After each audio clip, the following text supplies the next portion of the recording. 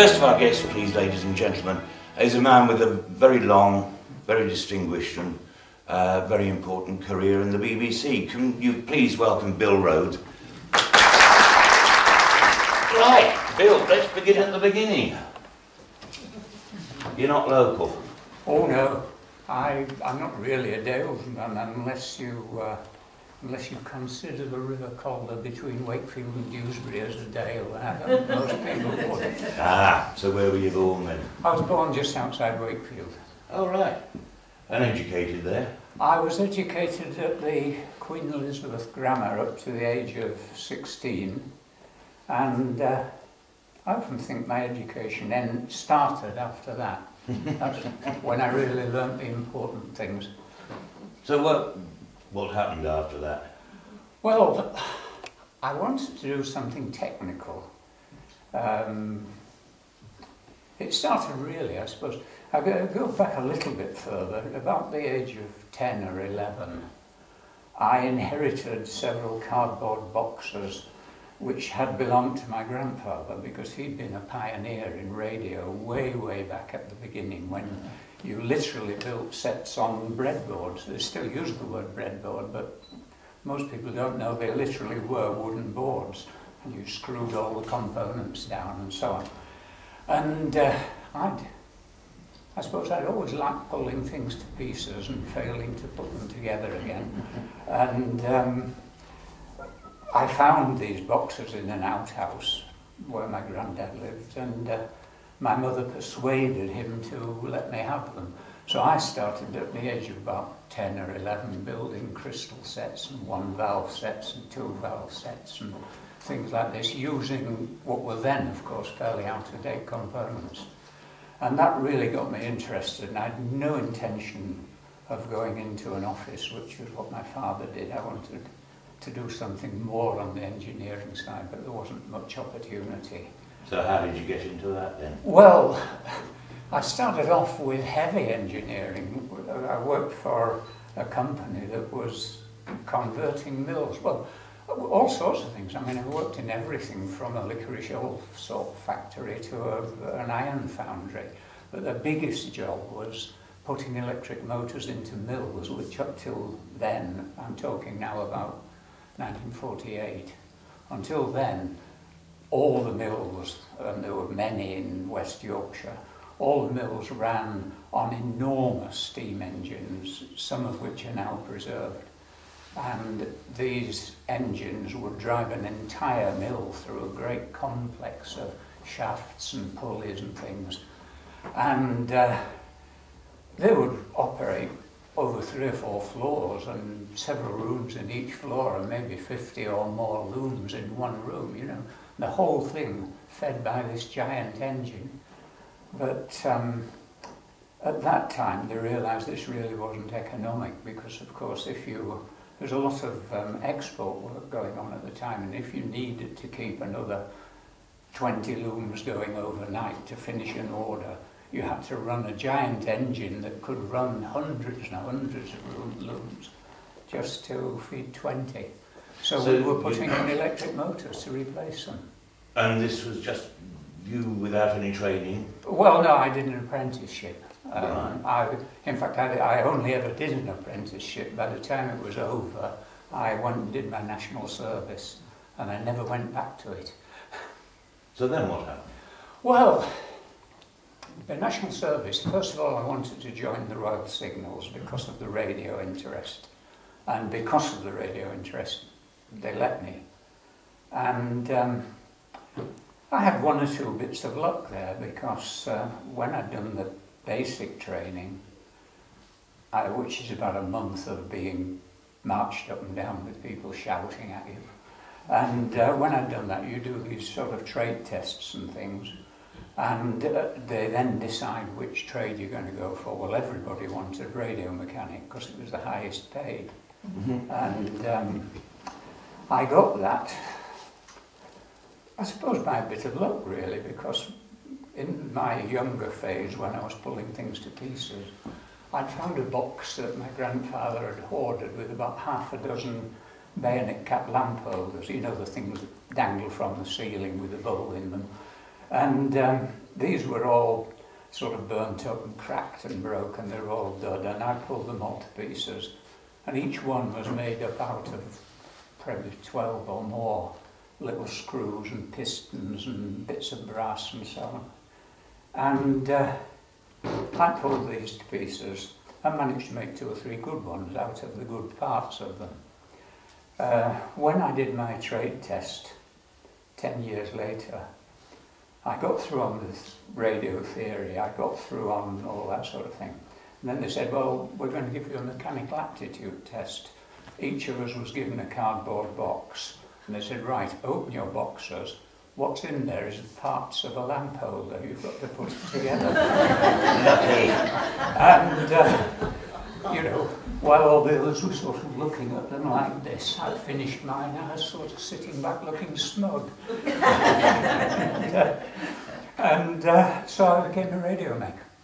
And on the strength of being a radio mech in the army, I got a job in the BBC at the, what I always say is the lowest form of life, because my education had ended at 16. And this was on a transmitter station. And you were allowed to say where you wanted to work. So I said, well, Yorkshire, that's where I live, that's where I want to live. So they sent me to Dorset. To where? Dorset, to Bridport. It was, the transmitter station is upon a hill up near towards Yeovil, about halfway between Yeovil and the coast. And I did that for a couple of years. And then my second piece of luck, there was a job in the BBC's engineering research department in Surrey. Now, engineering research then, there was so much going on. They were trying to develop colour television. They were trying to develop systems for recording television, which had never been done. They were the very, very beginnings of digital systems. And all these things were right at the very beginning. And when was this, Bill? That was 1955, 56 perhaps by this time. That was kind of the time that we were all buying our first televisions. Yes, yes, it was still 4 or 5 line television. The other thing they were looking into is what television system to go on to from 4 or 5 lines. And there was a job came up for a technician. I wasn't qualified as an engineer at that time, but I put in for it. What I didn't know is that it was in the optics section, because we had a guy there called Bill Rhodes, who was a physicist, and he was your classic, what everybody imagines a scientist, a man who spoke very precisely and all like this. And he was an optics man, and he was trying to work on systems for lenses for television. And one of the questions he asked me was, what would you do if you got a camera lens that somebody had dropped, and you thought that one of the glass elements inside it might have got displaced? How would you find out? Well, it so happened that I was interested in photography, and I just built an enlarger. And I built it, the body was, people will remember this, a National Dried Milk tin from the wartime era. Bellows off an old scrap camera and various bits. The only thing I'd had to buy was the lens. And I'd read a book, and it said, if you buy a lens, be careful that it's good. It described a way of checking that all the elements are in line with each other. So, of course, I answered the answer correctly, and got the job. You've been lucky, haven't you? Well, I've always believed that if anybody says he's a self-made man, I don't believe it. He just got lucky a few times. So then where? And then, well, I suppose in a sense I got lucky, because I'd been working on colour television there, on developing colour television.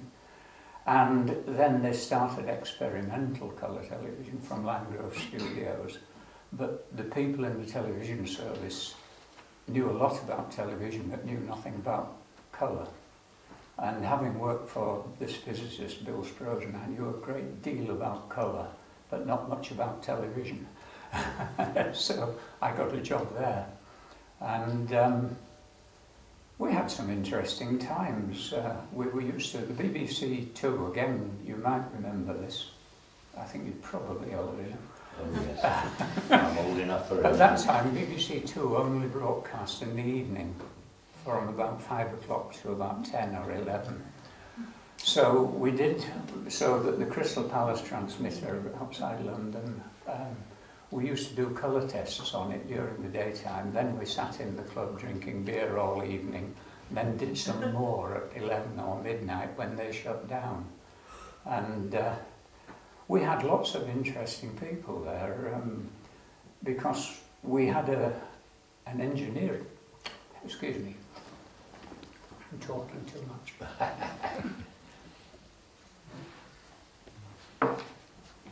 We had an engineering budget, but we didn't have a programme budget. So we had to make programmes without any money.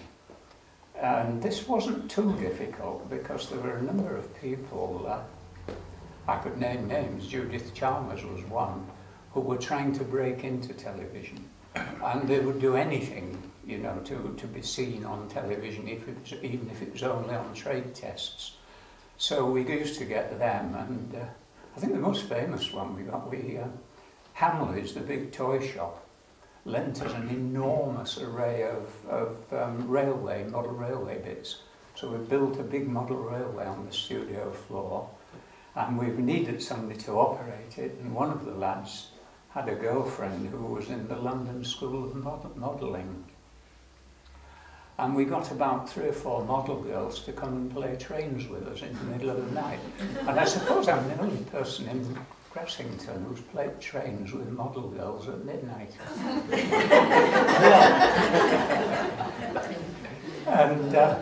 And this went on. Then, of course, the colour service started properly. We got through the experimental stage. And I then got a job in the planning and installation department, which built and rebuilt and modernised everything in the BBC from Land's End to John O'Groats, and did quite a number of jobs for them. What sort of jobs were these then? Were you actually designing things? Or? No, it was putting things together, really. Well, it was system design. You didn't design the camera, you didn't design the video recorder. You just effectively bought in a lot of things and then married them together. But of course, a great deal of it was putting in all the cabling in an area to tie all these things together and make them all work together. So it's system engineering, really. And that I suppose suited me fine because I was never really a boffin, you know. I was a practical man who knew how to do things, how to make things work, and that's what they needed. And then, where to from there? I suppose possibly my most interesting job, in 1969 the BBC decided that the 1972 Olympics, which were in Germany, in Munich, right down by the Alps, they decided that for the first time ever they were going to try to do the whole of the broadcast coverage from down there. In other words, they moved virtually the whole of sports department from London to Munich, and they needed a studio to put them in. And it had to be tacked on to a very much bigger German studio, of course, because that way you could see all the different, there were 16 different venues there, and you could get outputs from all of them. You could decide which ones you were going to broadcast, which ones you were going to record, and so on, which you couldn't do, of course, if you were back in England, where you just have the one. So the BBC decided, as I say, for the first time, well, you couldn't really have done it before then, because this was the beginning of satellite, the communication satellite era, and also the cabling across Europe was much better then, so communications were a lot easier, so it was possible to do it. And again, I keep harking back to sheer luck. By sheer luck, I just finished a project, And the BBC was dead short of installation engineers because they had 3 years in which to convert every bit of equipment from Land's End to John O'Groats to colour, which was a huge job. And the senior engineers were all tied up. I was a bit too junior to do this Munich thing, but in desperation they gave me the job. And so I went, well, first of all, we knew we wouldn't get to Munich. The building we were going in wasn't finished till 2 months before the Games, which is nowhere near enough to build an installation and to marry it into the German installation, which is very different from the way we do things and quite a complicated thing to do. So we got the BBC scenery department to build an exact replica of the studio area we were going to get in Munich. We knew we had the drawings of all ground plans, and we built it out of scenery flats in a disused studio in Lime Grove. We built the installation there, and by buying or borrowing or begging or hiring or whatever, all the bits of equipment that we needed, and we built it in London. Then we pulled it all to pieces again and shoved it in trucks and shifted it out to Munich, and then rebuilt it in Munich. And it worked, thank goodness. Amazing, isn't it, though? We just take all these pictures for granted and just imagine it's a question of pointing a camera there, but there's a bit more to it than all that. Well, the great worry about that was that nobody had ever attempted anything on this scale before, and of course the BBC had put all its eggs in one basket. If it hadn't worked, I probably wouldn't be sitting here now. I'd be out there somewhere sweeping the street or something. But it did work. But it did work. It worked very well, and it was a curious thing because I'd been very, very busy, as you can, well, amongst other things. I'd learned to speak German in the few months before I went because none of the crew I was going with had a word of German. So I learned to speak German, and it was well that I did. That was useful.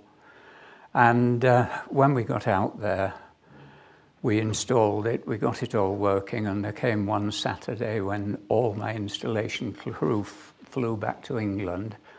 I stayed out there, and all the production crew, hundreds of them, all flew out to do the job. And they kept me on as, well, the term was guarantee engineer. It was someone who'd been connected with the design of it all. If they had any major faults, I was on the spot. And it went from being overworked to going in every morning at about 9, leaving every evening about 7, and in between doing nothing but drink coffee. Because there was nothing for me to do. You know, the production people had all their own crews. They took over everything.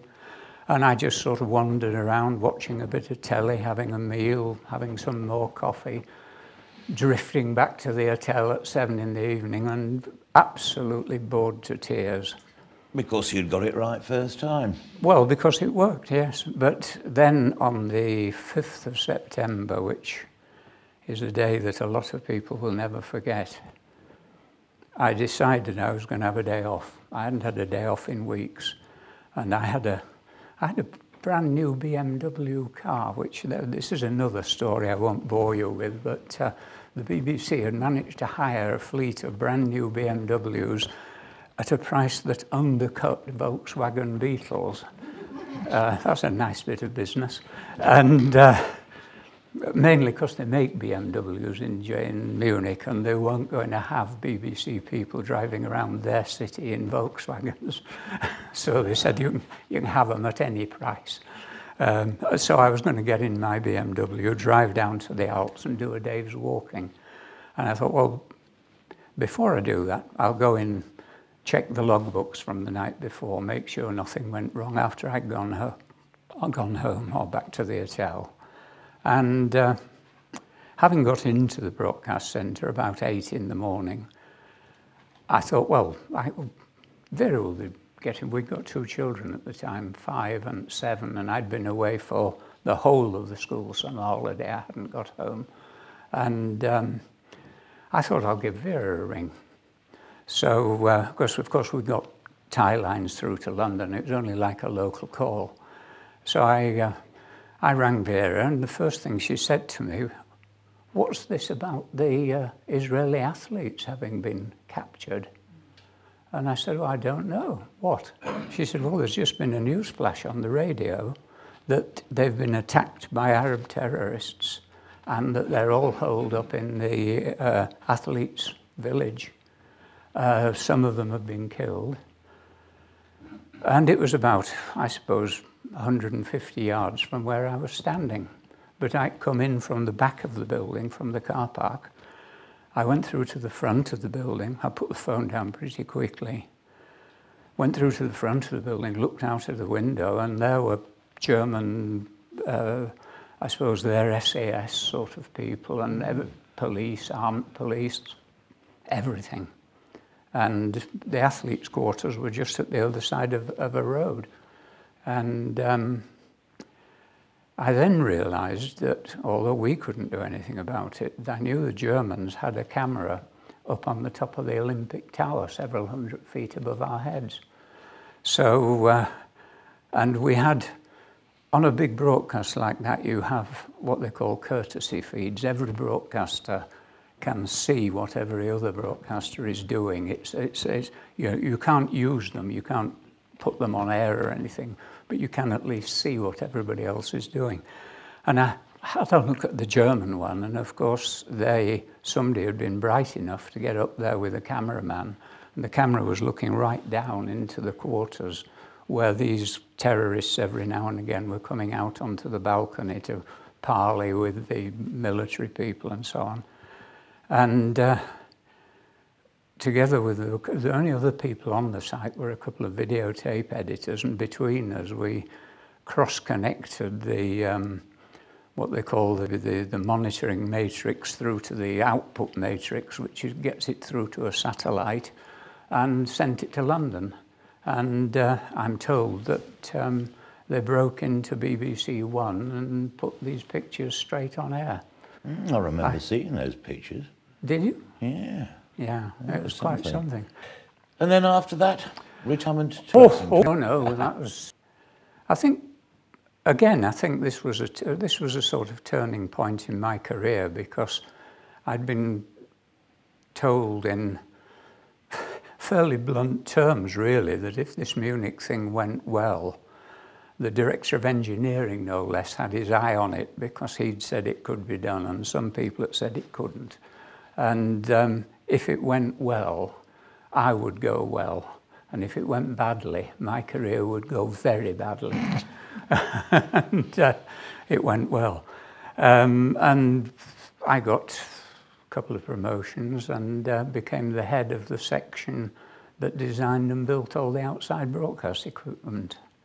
So I spent my last 10 years producing the biggest and best outside broadcast fleet in the world. Now, I say that without any qualms. There was no question that it was. And we used to get people from Germany, America, Australia, all over used to come over, and I used to be asked to show them what we were doing, which was very gratifying.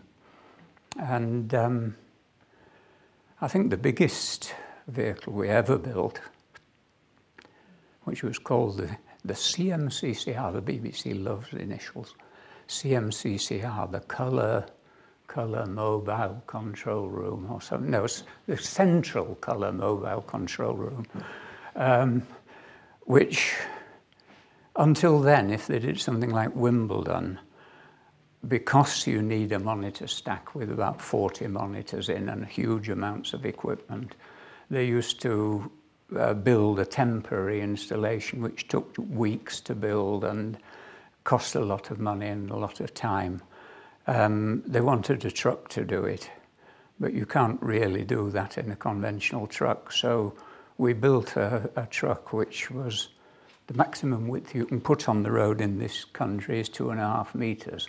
So we built the truck so that the two sides were mounted on rams, and when you parked it, you could move the two sides out, so you could have a control room 5 meters square in a vehicle that was 2.5 meters wide.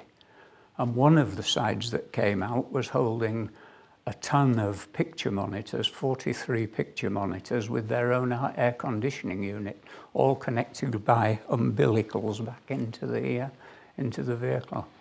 And I'm very pleased to say that nowadays, about half of the really big outside broadcast vehicles on the road use, and nobody's ever done one quite like that, but they use this sort of technique. It's now become commonplace, but we were the first. Bill, that's amazing. And that and that went on until I retired. I reached the point where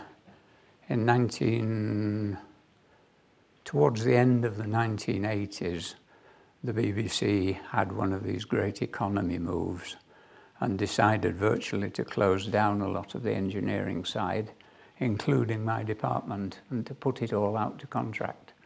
So I didn't particularly want to start doing anything else, and I managed to persuade them to give me an early retirement. And I retired in September, and I was living in Grassington by February. Mm-hmm. We'd always intended to come back to Yorkshire. Yeah. It gave the opportunity.